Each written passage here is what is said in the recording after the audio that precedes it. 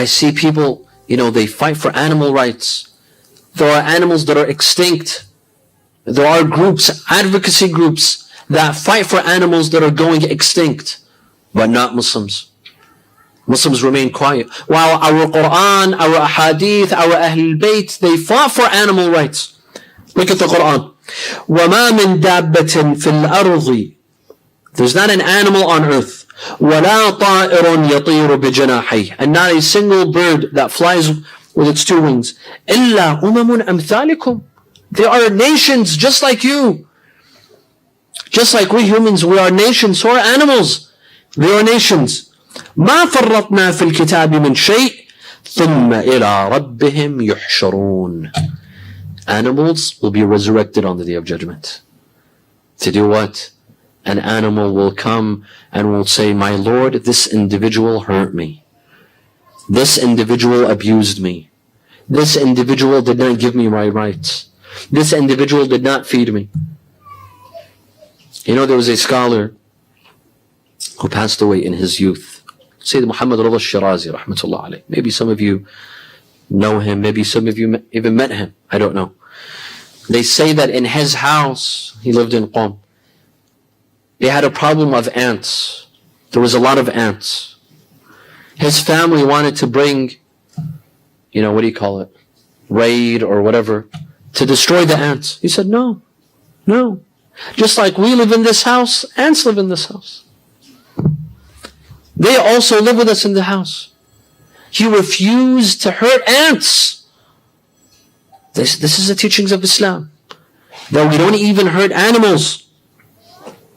I see on Twitter sometimes pictures of these crazy people. They go and hunt giraffes and they take pictures and they smile. Have you seen that on social media? They take a picture with a huge giraffe, a beautiful animal. Why would you kill that animal? And they take a picture, a selfie with a giraffe, a dead giraffe. Or with a tiger, they're carrying a tiger, a dead tiger.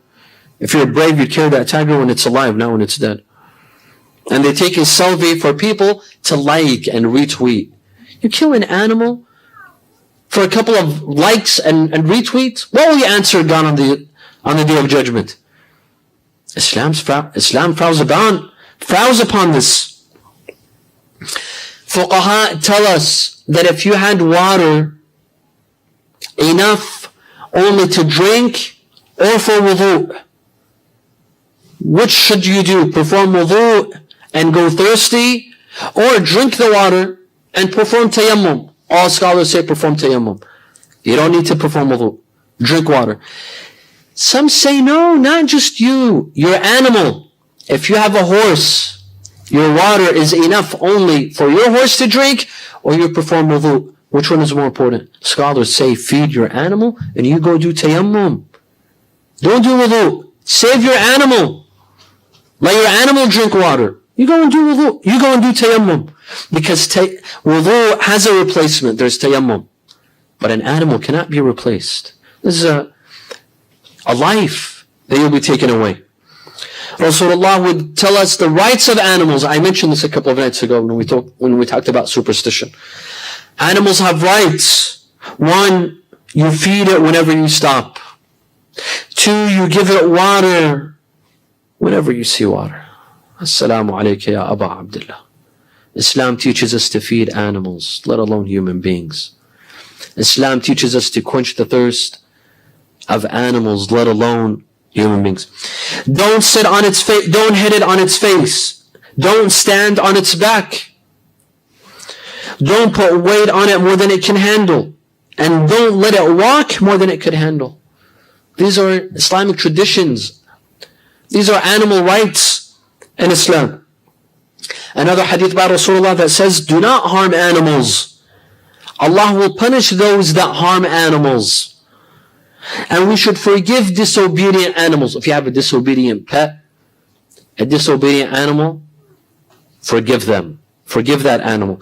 And there's a reward, subhanAllah. There's a reward for those that forgive a disobedient pet and a disobedient animal. Where do you find this? Other than in Islam.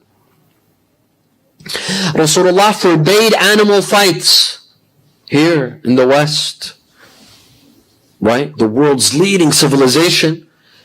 You find cockfights, bullfights, all kinds of fights. They bet on animals fighting, animals killing each other. Islam came and said, no, this is haram.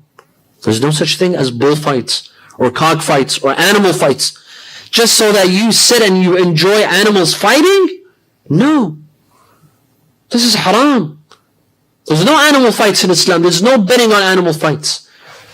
This is wrong. This is immoral. Rasulullah says that on the Day of Judgment, a small bird, if you killed a small bird for fun, for leisure, for entertainment, not because you wanted to eat it, that small bird will come on the Day of Judgment and will complain to Allah Azza wa Jal that this person killed me just for the sake of fun. He wanted to have a good time. A small bird will complain on the Day of Judgment.